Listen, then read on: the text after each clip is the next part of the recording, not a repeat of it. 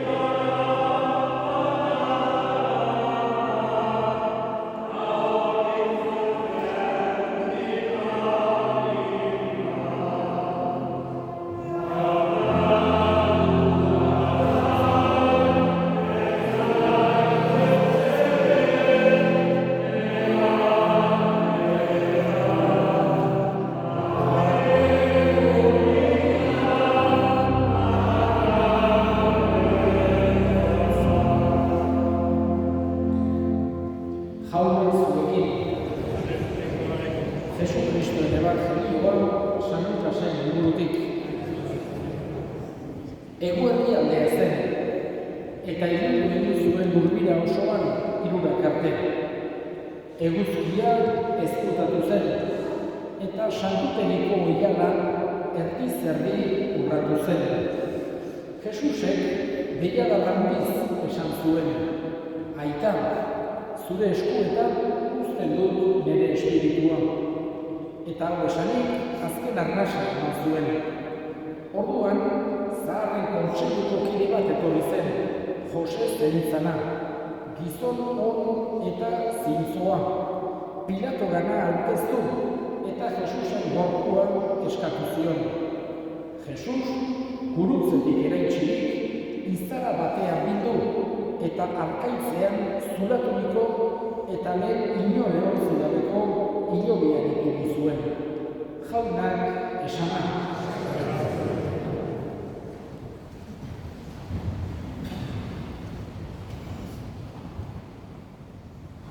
Heriotza misterio bat da. Bizia misterio bat den bezala. Beti esan genezake, bizia gauza handia dela, ohartzen gara hortaz, eta oizkoa da aipatzea bizia ze gauza handia den, ze doai handia den. Baina, sekurak ez gara hortaz behar bezala ohartzen, heriotza gertutik ikusi arte. Heriotzak gogorazten baitigu biziak duen balioa, biziak duen garrantzia. Eta guretzako, kristalontzako, biziak jainkoak ematen digun doai handi bat da. Berari eskertzen diguna, berarengatik datorkiguna. Gure existentzia ez da kasualitate huts bat. Jainko on batek nahi izan duelako existitzen gara. Bai mundua orokorrean, baita gutako bakoitza modu individualean. Jainkoak nahi duelako hemen dute. Horregatik bizia berari eskertu dio, berak emandako oparia delako. Eta nahi du jainkoak bizia modu zuzenean eta honean aprobetxatzen saia gaitezela. Berak egin digun oparia, saia gaitezela zoriontsu izaten mesede eginez. Elkar maitatuz, elkarri lagunduz, elkarren ditugun premietan nola bat ere esku bat emanez, nahi du jangoikoak saia gaitezela gure bizi hori aprobetxatzen eta modu hortan ere zoriontsu izaten. Modu pertsonalean, baita gizarte mailan ere, modu sozialean ere. Eta heriotzaren inguruan, beste dugu izan diren kultura guztiek asko pentsatu izan dute. Heriotza zergatik, zer dago heriotzaren ondoren? Gizakia hilkorra da, hori gauza jakina da. Ez dago inor, behintzat, dezake bere zer dagoena, hori ukatuko duenik. Baina heriotzaren inguruan eta zergatia eta gero zer datorren eta modu ezberdinetan erantzuten zaio galdera horri munduan zehar.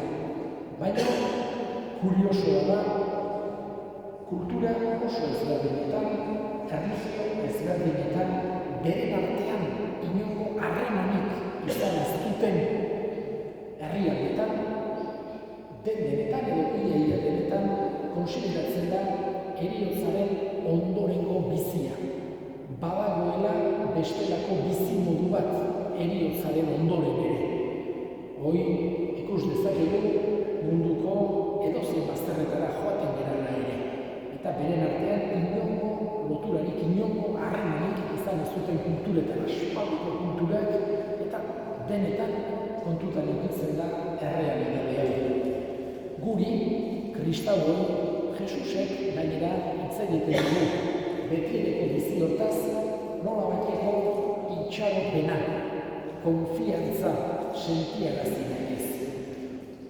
Jangoikoak egin gaituen bezala, gure bizia kasualidade huts bat ez den bezala, jangoikoaren eskuetan gaudelako heriotzaren ondoren ere haremanagoaz. Eta Jesusek garbi utzi nahi izan dugu jangoikoak ezagutzea gaituela, gutako bakoitza, maite gaituela eta errukitsua dela.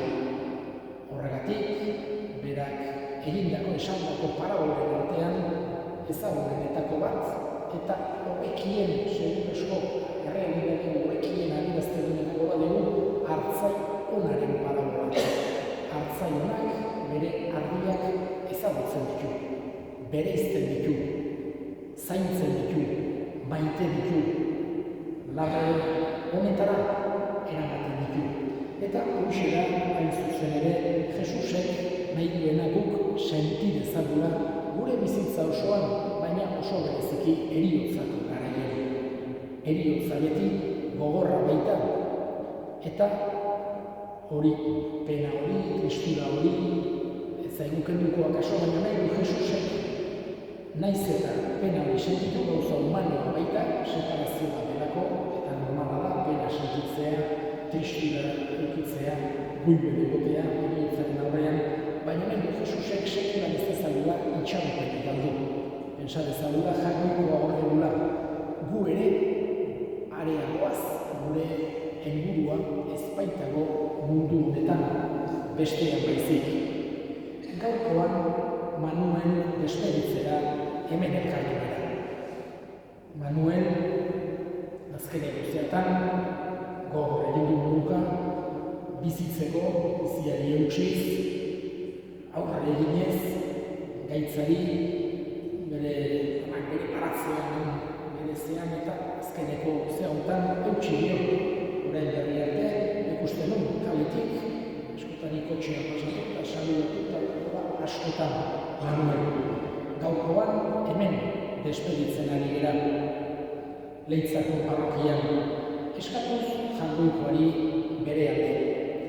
Eman dezaiola atxedena, zoriotasuna, euki dezala, erabateko jangoikoarekin tratu hori eternidade osoan, beti edokotasun osoan. Eta aztu gabe, gure hildakoekiko harremana ez dela heriotzarekin bakarra bukatzen. Baizik eta aldatzen dela. Hoxe da gure esperantza. Jangoiko onari eskatzen diogu, Manuel gure segidearen alde, goiko zeruan ardezan.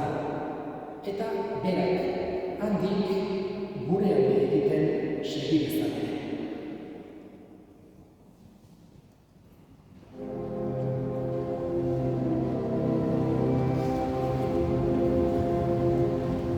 Euskal